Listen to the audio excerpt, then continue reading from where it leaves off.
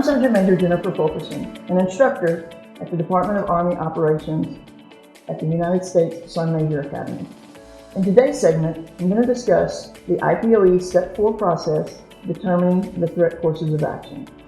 IPOE Step 4 identifies and describes threat COAs that can influence enemy operations. Often considered one of the most important outputs of the IPOE process, it projects how the enemy will doctrinally fight. There are two sub-steps of this process: developing the most likely and most dangerous course of actions, and preparing the event templates and matrices. The outputs will include the situation template, the event template and matrices, and the COA statements with timelines and decision points. To develop the threat courses of actions, there are 8 activities that have to be followed. Number 1, identify likely objectives, what the enemy wants to achieve, and the end state, what success will look like. Number 2, determining threat battlefield functions. This will be the action force or the enabling force.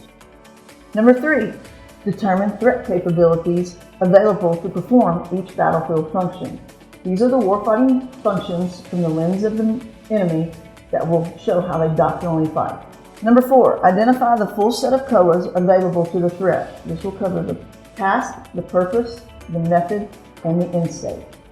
Number 5, evaluate and prioritize each threat COA, going over the most likely and most deadly course of action, and if not deadly, it's dangerous. Evaluate and prioritize each threat COA, going over the most likely and the most dangerous course of actions, the who, what, where, when, and how of each COA.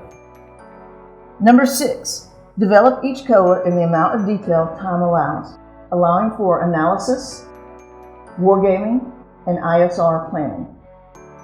Number 7, identify high-value targets for each COA. This will produce tactical advantages. Number 8, identify initial collection requirements for each COA. These are the indicators in the NAIs that will help decide which COA is being followed. These 8 activities will help develop the SIP temp. As you see on the board, there is a threat template and a MACU which are produced from previous IPOE steps. Once combined together, they form a situation template.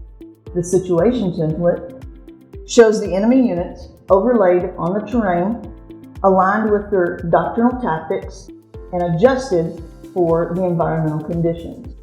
The last step is the event template. The event template helps evaluate each COA to identify the associated NAIs.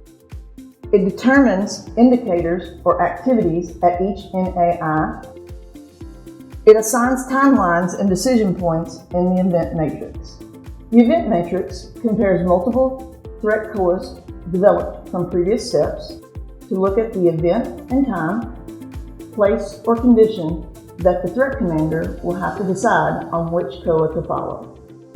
This concludes Step 4 of the IPOE step process, determining the threat courses of action.